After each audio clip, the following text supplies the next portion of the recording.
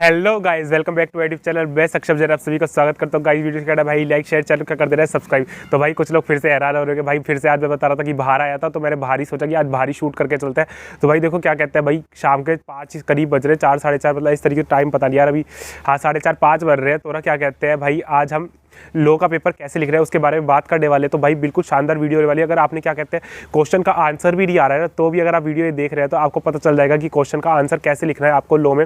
अगर आपको कुछ भी नहीं आता आंसर में, तो भी मैं कुछ ऐसी ट्रिक्स बताऊंगा कि उससे अगर 6 नंबर का क्वेश्चन है तो 2-3 नंबर आपको आराम से मिल ही जाएंगे। ठीक है, तो भाई बिल्कुल सारी ट्रिक्स को फॉलो करना, वीडियो करना भाई, लाइक शेयर चैनल कर देना है सब्सक्राइब, और भाई शेयर जरूर कीजिए। ब्लेसिंग सबके लिए मस्ट है। ठीक है, देखो पहली बात, अगर आपने कुछ भाई का पॉडकास्ट नहीं देखा ना, सीए टॉक्स एपिसोड 2, तो भाई प्लीज़ वो देख लो। लॉ के पेपर के लिए बहुत बेनिफिशियल चीज़ है, बहुत कैडी चीज़ है। अगर आपने वो चीज़ देख ली ना, तो मैं गारंटी दे रहा हूँ लॉ के पेपर के लिए भाई ने एक ऐसी टिप्स बता रखी है उसमें कि वो कैडी टिप्स है। ठीक है, और 1.5 डे स्ट्रेटेजी आ चुकी है। अगर आपको देखनी है तो देख लो, वरना ऐसे इतना कोई अब रेलिवेंस बचा नहीं है उसका। लेकिन फिर भी आप जैसे देख सकते हैं कि आपको रात के टाइम में क्या करना है, अगर जिसने नहीं देखी तो।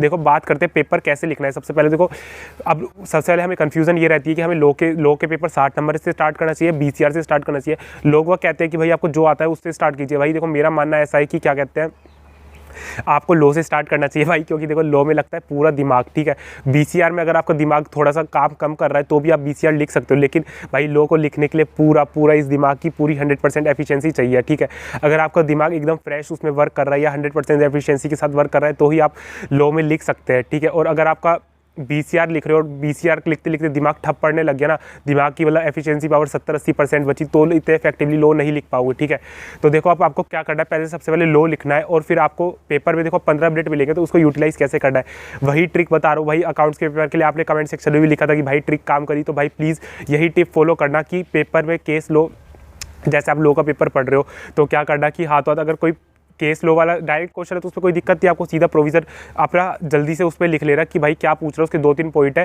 क्वेश्चन पेपर में बरा के लिख दे रहा। और क्या कहते हैं, आप कोई केस स्टडी पढ़ रहे हो तो भाई उसका सबसे पहले सेक्शन नंबर याद आ रहा है, तो क्वेश्चन पेपर में जल्दी से चुपचाप सेक्शन पेपर लिख लीजिए, छोटा सा पेंसिल से प्रोविजन का नाम याद है प्रोविजन लिख दिए, तो मतलब हिंट में लिख दीजिए। जैसे क्या कहते हैं आप लोग यार उसको, यार मुझे ध्यान नहीं आ रहा, लेकिन जैसे आप की बना के लिख दीजिए, छोटी चलो 3-4 शुरू के मोटे वर्ड बना के वो लिख दीजिए। एब्रीविएशन, हाँ एब्रीविएशन बना के लिख दीजिए। ठीक है, और आपको केस का फैक्ट या कंक्लूजन ध्यान आ रहा है तो यस और वाई या एन करके डाल दीजिए। मतलब पेपर में थोड़ा सा लिख लीजिए मटेरियल 15 मिनट में पढ़ते पढ़ते। उससे बेनिफिट क्या होगा कि जब आप सोल्व करने बैठेंगे तो आपको पूरा पढ़ना नहीं पड़ेगा, ज़्यादा दिमाग नहीं लगाना पड़ेगा, पेंसिल से टिक लगाते जा रहा है। जो मेन फैक्ट है आपको लग रहा है कि इस फैक्ट की वजह से आंसर में चेंज आएगा, तो वो चीज़ करते जा रहा है। जो चीज़ आपको आ रही है उसके लिए बता रहा हूँ, जो नहीं आता उसके लिए बताऊँगा कि आपको क्वेश्चन का आंसर नहीं आ रहा तो क्या करना है। ठीक है, तो आपको टिक लगाते जा रहा है, कुछ नहीं करना। ठीक है, और फिर हाथों हाथ आंसर पेपर भी लिखते जाइए, मतलब छोटा कीवर्ड भी लिखते जाइए, 1-1 2-2 पॉइंट। ठीक है, ये बस सोच रहा कि भाई पूरा ही आंसर पेपर में लिख दे रहा भाई नहीं, और सोच रहे हो कि एग्जामिनर कुछ नहीं कहता, भाई कुछ ज़्यादा ध्यान नहीं देते एग्जामिनर इन सब चीज़ों पे, चुपचाप छोटा पेंसिल से लिख लेना। वो लोग भी समझते हैं कि भाई अंडरलाइन वगैरह एक आध चीज़ लिख रही है तो बच्चे लिखते ही है यार। और चीटिंग तो देखो कोई सवाल ही नहीं है, 3 घंटे के पेपर में क्या चीटिंग कर लोगे,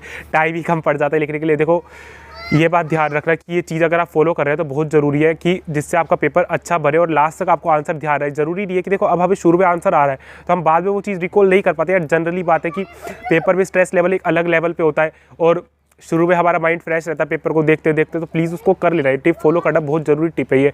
थ्योरेटिकल सब्जेक्ट के लिए मेन टिप यही है कि आप पेपर में हाथों हाथ कीवर्ड लिखते जाए। ठीक है, और भाई देखो क्या कहते हैं, सबसे बड़ी बात बीसीआर के लिए क्या करना है कि बीसीआर और सिलेक्ट कर लेना है कि आपको कौन से क्वेश्चन करने हैं, और सबसे पहले वो क्वेश्चन करना जो आपको बिल्कुल अच्छे से आते हैं। ठीक है, और बीसीआर के लिए मेन टिप यही है कि भाई देखो बीसीआर में ना जैसे आप पैसेज पढ़ रहे हैं तो ऐसा करना 2:10 तक का टाइम इसके लिए भी अलोकेट कर लेना, मतलब 25 मिनट रख लेना कि पढ़ने के लिए। देखो एग्जामिनर 1:45 में पेपर नहीं देता, कई बार 1:50 तक ही दे पाते, 2-3 मिनट ऊपर नीचे होता, तो 20 मिनट लेके चलो कि हमें पढ़ना है। 2:10 तक लगाइए कि हमें पढ़ना है पेपर, फिर चालू करना है 2:10 के बाद।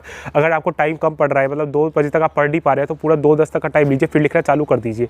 ठीक है, बीसीआर में क्या करना है भाई, कॉम्प्रीहेंशन पैसेज में भाई पहले टिक लगा लेना है। आंसर जो मोटे जल्दी मिल रहे हैं ना, देखते ही मिल रहे हैं, और उनका पूरा पैसेज मत पढ़ना, पहले क्वेश्चन देखना फिर जा रहा पैसेज पढ़ने के लिए कि भाई क्या पैसेज में कीवर्ड्स ढूंढना कि मतलब वर्ड टू वर्ड मैच हो रही है, वहीं से आंसर बना के छाट लेना। ठीक है, नोट मेकिंग के लिए भाई देखो सबसे शानदार ट्रिक है, अगर नोट मेकिंग भाई किसी भाई को नहीं आ रही है तो 4-5 पैराग्राफ पे आते हैं नोट मेकिंग का जो क्वेश्चन आता है, हर पैराग्राफ की एक मेन हेडिंग और 2-3 सब हेडिंग बना दीजिए।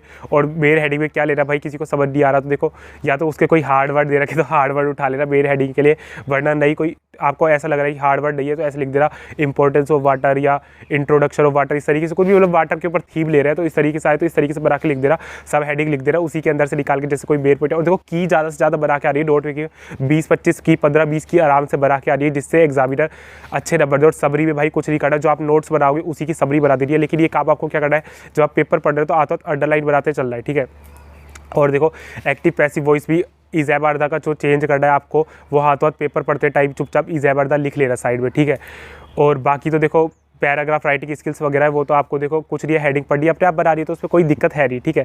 लेकिन इसमें भी छाट लेना कि कौन से क्वेश्चन आपको करना है, कौन सा छोड़ना है। ये 15 मिनट 20 मिनट जो आपके यूजफुल हो गए वो इसी के लिए हो गए कि आपको क्वेश्चन छाटना पड़ेगा कि कौन सा बेनिफिशियल लिखा होगा लिखना और कौन सा नहीं होगा, पूरा दिमाग लगाना, पूरा एनालिसिस करना कि इसमें भी कोई इतना नंबर स्कोर है। जैसे 2 क्वेश्चन आपको दोनों ही नहीं आते, आप सोच रहे हो दोनों में से किसको चूज़ करना है, दोनों में ये छाटना कि भाई मैं अगर इसमें ये लिख के आ रहा तो मेरे 10 में से 5 नंबर इसमें मिल जाएगा, 6 नंबर मिल जाएगा और दूसरे में 4 ही मिल रहा है तो वो 6 नंबर वाला सिलेक्ट करना। तो भाई ये एनालिसिस करना आप लोगों के लिए बहुत ज़्यादा जरूरी है, ठीक है। अब देखो बात करते हैं कि आपको आंसर डी आ रहा है तो क्या करना है। भाई देखो ये काम आपको बीसीआर के लिए तो पता नहीं क्या करना है, लेकिन लो के लिए देखो बीसीआर में आप फिर भी लिख रहे हो तो बना तरा के भी लिखोगे तो भी नंबर मिल जाएगी। लो के लिए क्या करना है, केस स्टडी के लिए बताता हूँ कि भाई आप खुद को एज्यूम करना, वो केस स्टडी के लिए पहले भी बता रखी है बात, तो फिर भी सुन लो।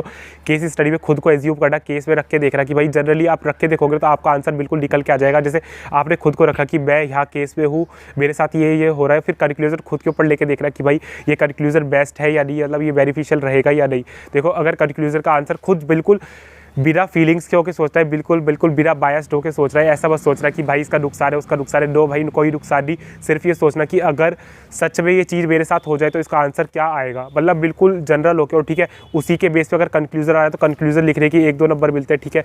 और उसी के बेस पे प्रोविज़न बना के आ रहा है। अगर आप खुद को मतलब प्रोविज़न का कंक्लूजन सही निकाल के ला रहे हो केस स्टडी का कंक्लूजन, तो गारंटी है कि जिस बेस पे आप कंक्लूजन निकाल रहे हो उसी बेस को आप प्रोविज़न में लिख के आना और फैक्ट डिस्कस कर दे रहे हो, तो गारंटी है आपको 5 में से 3-3.5 नंबर आराम से देगा। क्योंकि भाई प्रोविज़न क्या होता है कि हम खुद को अज्यूम नहीं कर पाते उस टाइम जब हम पढ़ते हैं, ठीक है। मतलब ये होता है कि टेक्निकल लैंग्वेज भी होती है, लेकिन जब आपको कुछ नहीं आ रहा तो भाई ये फंडा लगाना पड़ता है। और इसी फंडे से भाई मेरे 60 नंबर मतलब 59 नंबर आए थे।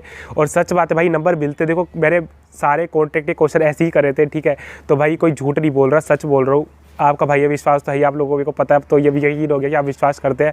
तो भाई आपके विश्वास के साथ देखो पता है कभी भी धोखा नहीं करता, लेकिन सच बता रहा हूँ कि खुद को एज्यूम करना, फिर उसको रखना और फिर उसको क्या कहते हैं, फिर उसका कंक्लूजन निकालना, ठीक है। और उसी के बेस कंक्लूजन के बेस पे ना प्रोविज़न बना के आ रहा है। जैसे आप जो प्रोविज़न लिखोगे ना वही आपके लिए इतना बेनिफिशियल होगा कि भाई आपको 1-2 नंबर मिलेगा। फैक्ट जरूर डिस्कस करके आ रहा, चाहे कुछ भी जाए फैक्ट डिस्कस कर देना, कंक्लूजन लिख दे रहा, ठीक है। और क्वेश्चन कोई भी मत छोड़ के आ रहा भाई, जितने ज़्यादा क्वेश्चन अटैम्प्ट करोगे ना, एग्जामिनर कुछ नहीं है लिखावट के भी 1 नंबर कई बार देके चला जाता है। तो भाई प्लीज़ सारे क्वेश्चन अटैम्प्ट करके आ रहा है और टाइम बिल्कुल मैनेज करके चल रहा है। इसमें भी वही टाइम ट्रिक अपनाना कि जैसे 5 क्वेश्चन है, लो के लिए कम से कम आपको अगर स्टार्टिंग में कर रहे हो तो पूरे 2 घंटे 1 घंटा 45 मिनट या 2 घंटे तक दे लेना लोगों को। लेकिन इंग्लिश के लिए प्लीज़ 60 मिनट निकाल के रखना कि 60 मिनट से कम इंग्लिश में आप नहीं दोगे, मतलब 60 मिनट आपको इंग्लिश के लिए रोक के रख रहे, क्योंकि लो अगर आपका स्ट्रोक नहीं है तो इंग्लिश को अच्छे से करके आना पड़ेगा, ठीक है। जिस भाई का लो स्ट्रोक नहीं है तो भाई प्लीज़ 1.5 घंटे लो को दे रहा और 1.5 घंटा इंग्लिश के लिए निकाला, पेज छोड़ दे रहा, बाद में कर लेना लो को, लेकिन प्लीज़ करके आ रहा। और सारे क्वेश्चन अटैम्प्ट करने भाई, चाहे उबड़ खाबड़ राइटिंग करो, लास्ट में कैसी भी करो, स्टार्टिंग में ज़्यादा सजा के मत लिखना, सजा के लिखोगे तो भाई प्लीज़ ज़्यादा दिक्कत आएगी आप लोगों को, ठीक है। तो भाई तुम लाइक शेयर सब्सक्राइब करो। और देखो सच बता रहा हूँ भाई, अगर खुद से हार जाओगे ना तो कुछ नहीं हो पाएगा। और जिस भाई ने पढ़ा नहीं है, सोच रहा हूँ पहले से नहीं पढ़े, अभी भी कोशिश करो। देखो बीसीआर कुछ नहीं है, इंग्लिश है बिल्कुल, 11th-12th में आप जो पढ़ के आ रहे हो वही राइटिंग स्किल्स है, वही चीज़ें। तो भाई प्लीज़ पढ़ो और लो में भी थोड़ा बहुत पढ़ो। देखो जिसको दिक्कत आ रही है ना, रिवीजन लेक्चर की हेल्प ले लो, जिसमें कुछ समझ में नहीं आ रहा तो ले रही है रिवीजन लेक्चर की, वैसे मत लेना भाई। रिवीजन लेक्चर लोगे तो टाइम वेस्ट होगा आपका। देखो क्यों, पहले रिवीजन लेक्चर देखोगे 1-1.5 घंटा, फिर खुद पढ़ने बैठोगे, तो भाई ये उन लोगों के लिए जिन्होंने पहले से नहीं पढ़ा, तो रिवीजन लेक्चर देख लोगे। और देखो भाई जब आपका कोई टॉपिक छूट रहे, जैसे कॉन्ट्रैक्ट एक्ट आपका छूट रहा है, तो कल सुबह 11-12 बजे कार में लीड लगा के उसका रिवीजन लेक्चर देख लेना। तो भाई जैसे आप रिवीजन लेक्चर देखोगे तो दिमाग में फिट हो जाएगी वो बातें, कुछ बातें जिस बेस पे आप केस लो सोल्व कर पाओगे, आपको नंबर मिल जाएगी, प्रोविजन लिख पाओगे, ठीक है।